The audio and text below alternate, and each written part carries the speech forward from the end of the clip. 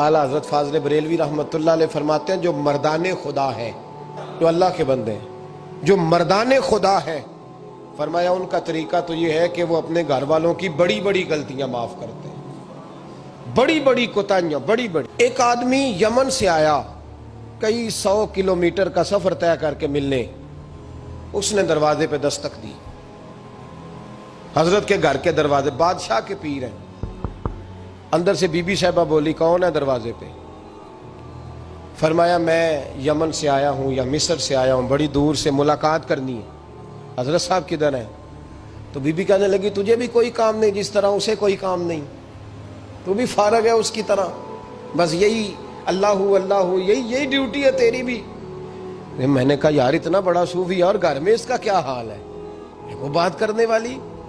تو میں نے کہا جناب حضرت کدھر ہیں؟ تو کہنے لگی وہ کوئی جنگل میں بیٹھا اللہ اللہ کر رہا ہوگا، نہ بچوں کی فکر نہ گھر بار کی فکر، مسئلوں سے بھی پیٹ بھرتے ہیں کبھی، ادھر بیٹھا ہوگا، جا ملنا ہے تو تو بھی چلا جا، دوبارہ دروازے پہ دستک نہ دینا، خبردار۔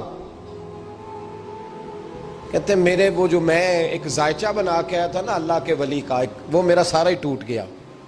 میں نے کہا کچھ نہیں یار، جس کا گھر حال نہیں تو باہر کیا ہوگا، اندر ہی کوئی طبیعت نہیں۔ لوگ فٹافٹ اعتراض کرتے ہیں، کہتے ہیں صاحب فلاں بندے کو نہیں صحیح کر سکے تو، حالانکہ یہ بات اور ہے، یہ پہلو اور ہے۔ نوح علیہ السلام کی بیوی اگر کافر رہ جائے، بیٹا اگر غیر مسلم رہ جائے تو یہ حکمت الہی ہوتی ہے، یہ اللہ پاک کی حکمت ہوتی ہے، حکمت ہوتی ہے۔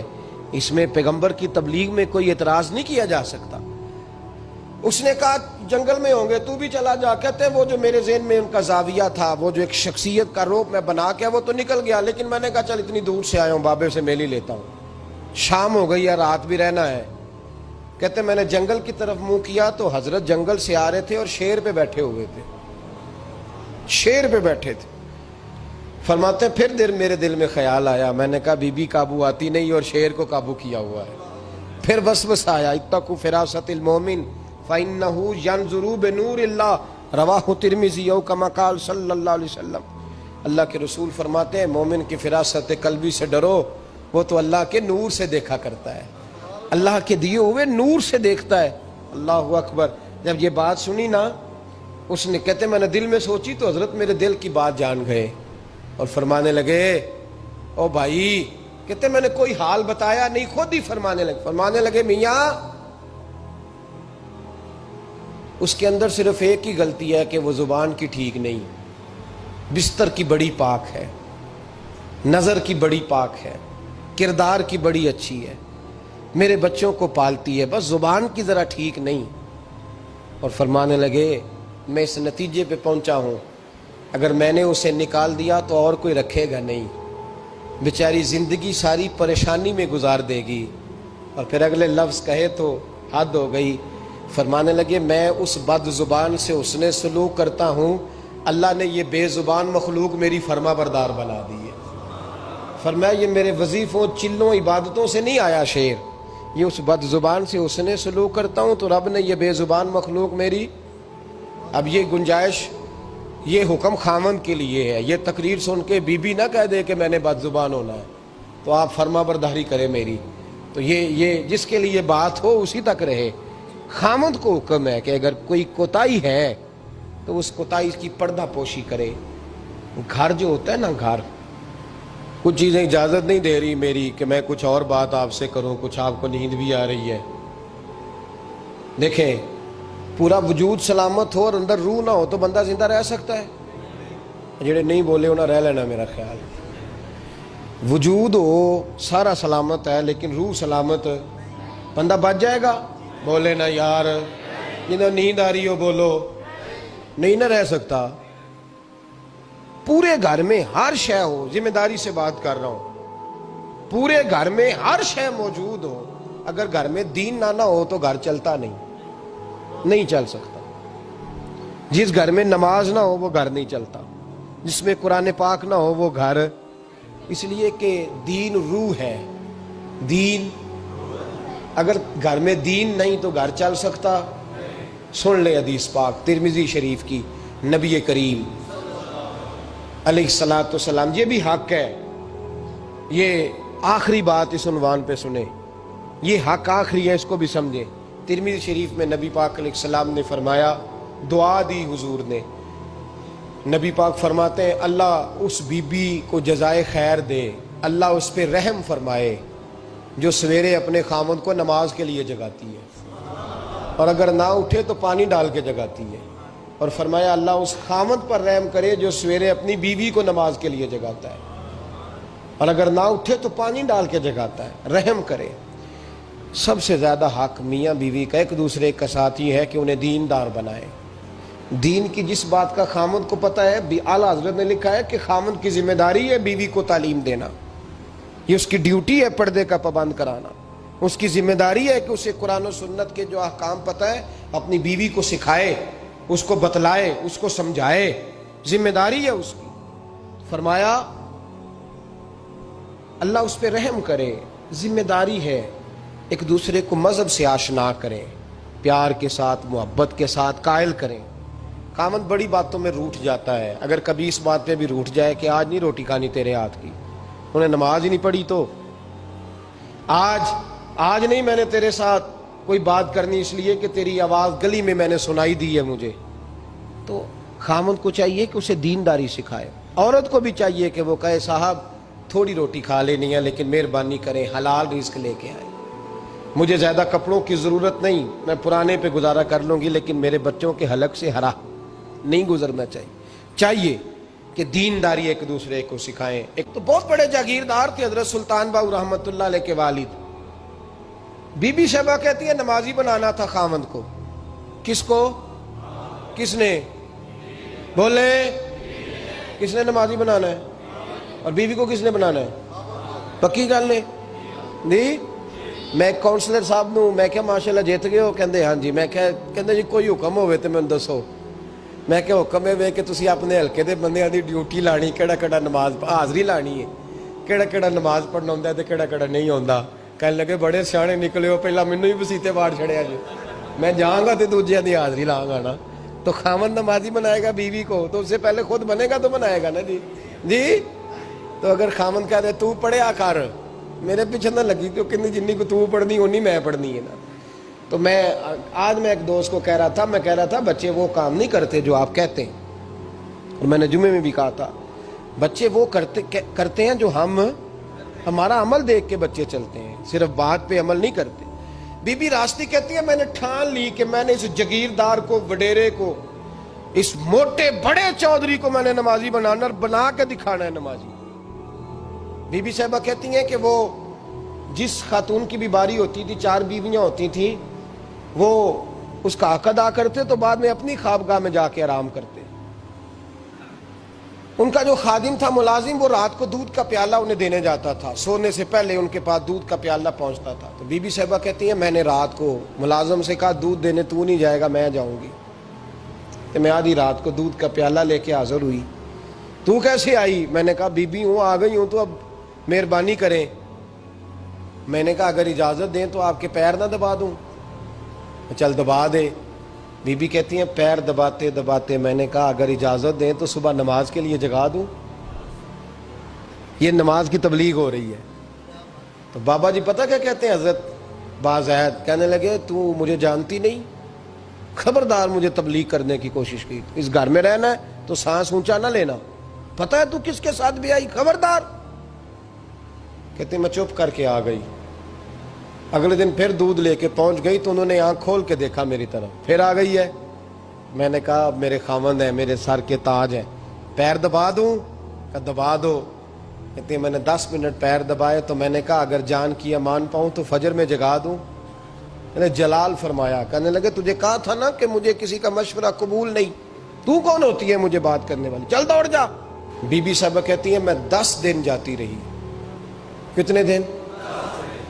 انہوں نے سختی بھی کی، برا بھلا بھی کہا، اور کئی دن یہ بھی کہا کہ کل آئی تو پھر یاد رکھنا۔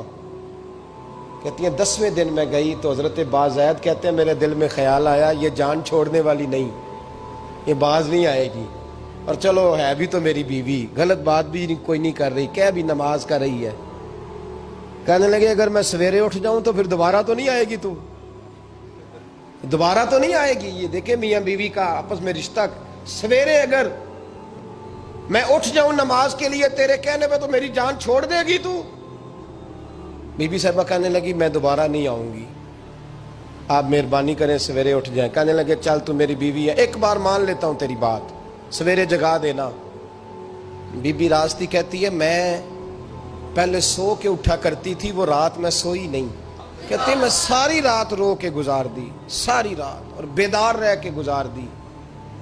سویرے فجر کے وقت پانی گرم کیا، بغل میں مصلی لیا، خامد کو بیدار کیا، وضو کرایا، اور کہتی ہیں جب وہ اللہ اکبر کہہ کے سنتوں کی نیت باندھی تو میرے اس طرح آنسو گرے جیسے سیلاب آتا ہے اور دریا کا بند ٹوٹتا ہے، اور میں نے رو کے کہا مولا میرے اختیار میں یہیں تک تھا، میں مصلی پہ کھڑا کر سکتی ہوں، میں دل تو نہیں نہ بدل سکتی، وہ تیرے قبضے میں ہے، مقلب القلوب ہے، فضل کر اس کا دل بدل دے۔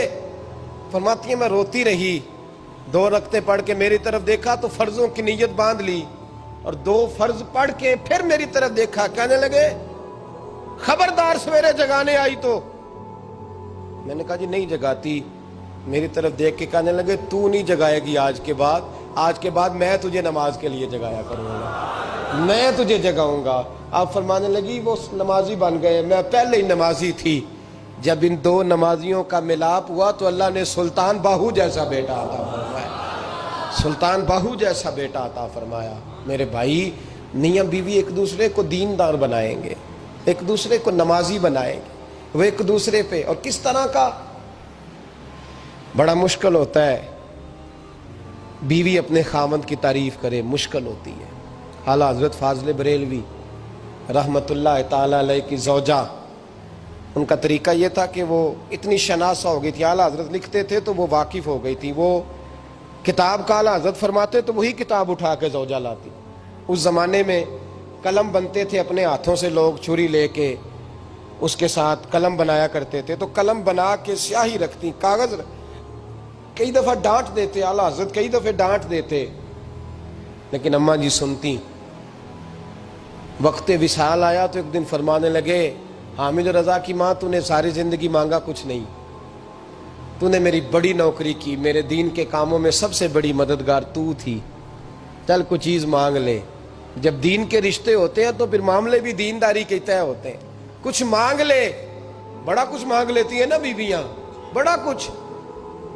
اعلیٰ حضرت کی زوجہ کیا کہتی ہیں میں نے آپ کو صبح و شام دیکھا ہے، میں نے آپ کے دکھ سکھ دیکھے، خوشی غمی میں آپ کا رویہ دیکھا ہے، میں نے آپ کو ہمیشہ دیندار اور پرہیزگار پایا ہے، اگر مجھے کچھ دینا ہے تو ہاتھ اٹھا کے میری بخشش کی دعا کر دیں، اور اگر صبح قیامت مجھے ضرورت پڑی تو میری سفارش کر دیں گے۔ اعلیٰ حضرت رو پڑے، یہ دینداری کے رشتے ہیں، رو پڑے۔ فرمانے لگے تیرے ساتھ وعدہ ہے، مصطفیٰ کریم صلی اللہ علیہ وسلم کے صدقے احمد رضا جب جنت میں جائیں گے تو تجھے ساتھ لے کے جنت میں جائیں گے، ساتھ لے کے جائیں گے۔ تو بھائی دینداری بنائے، ہن لباس لکم وانتم لباس لہن، وہ تمہارا لباس ہے اور ان کا لباس ہو۔ رمضان شریف آ رہا ہے، ارادہ کر لیں کہ تراویحیں ساری جماعت کے ساتھ پڑھنی ہے، پڑھیں گے انشاءاللہ تعالی۔ نوجوانوں سے میری گزارش ہے، جوان بچوں سے، ضروری کوئی مذہبی چیز آپ نے دیکھنی ہو، سننی سنانی ہو تو ٹھیک ہے، ورنہ رمضان میں موبائل استعمال نہ کریں، مہربانی فرمائیں، ارادہ کریں۔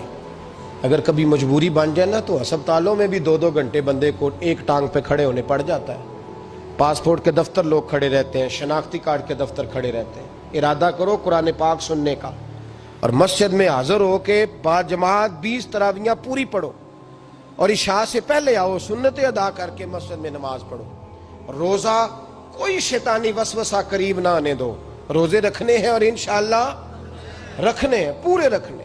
مزدور آدمی جو مزدور ہے وہ کہتا ہے میں مزدور ہوں، میں کیسے رکھوں؟ اور خدا کے بندے، رب تعالیٰ نے تیرے اوپر فرض کیے ہیں، وہ کہتا ہے میں وہ چیز فرض کرتا ہی نہیں جو تو اٹھا نہ سکے، اس کو پتا تھا ہم رکھ لیں گے تبھی فرض کیے نا، اور مزدور کو تو اللہ اجر بھی زیادہ عطا کرتا ہے، کسی وسوسے پہ نہ لگے۔ اور قرآن، یہ 2 باتیں ہو گئی، روزہ اور تراویح، اور تیسرا دن کے 2 حصے کریں، جو وقت بچ جائے اس کے 2 حصے کریں، آدھے حصے میں قرآن پاک پڑھنا ہے اور آدھے حصے میں درود و سلام پڑھنا ہے، یہ وظیفے پکے کر لیں۔ اور جو لوگ غریبوں کی مدد کرتے ہیں، مسکینوں کی، یتیموں کی، ان سے میری گزارش ہے کہ وہ مہربانی کریں تو یکم رمضان کو لوگوں کے ساتھ تعاون کریں۔ کس تاریخ کو جی؟ بولے قاری صاحب نے سوٹ کدن دین دے ہو جی، تاکہ کوئی درزی سی کے نہ دے وے، ایک ادھر پاہ نہ لے وے سوٹ، مولوی بھی نواں، یہ ساڈا مولوی یہ تے پرانے دی چنگا لگتا ہے، اور پہلے دے میاں یہ کام بھی پہلے کریں تاکہ وہ سلا لیں اور سلا کے پہن لیں۔ میری باتوں کی سمجھ آ رہی ہے آپ حضرات کو؟ غریب کے ساتھ، مسکین کے ساتھ، جس کے ساتھ بھی کوئی تعاون کرنا ہے وہ پہلے کریں، پہلے اپنے بچوں کو کپڑے بعد میں اور غریبوں کے بچوں کو پہلے، تاکہ وہ شریک ہو، رمضان میں شریک ہو، کسی کو سودا پہلے دیں، جو پہلے کرنے کے کام ہیں ان کو پہلے کریں، مہربانی فرمائیں، رمضان کی نیت کریں، ارادہ کریں، اپنے اندر ذوق پیدا کریں۔ میں نے اپنے دوستوں کو کل سبق دیا ہے کہ کام مجبوری سے بھی ہو جاتا ہے اور شوق سے بھی، لیکن مجبوری سے کرنے سے مزہ نہیں آتا، شوق سے کریں تو مزہ ہی آ جاتا ہے، مزہ نہیں مزہ ہی آ جاتا ہے۔ تو کام کریں گے، لطف آئے گا آپ کو روزے رکھنے کا، عبادت کرنے کا، لیکن لطف کے ساتھ کریں۔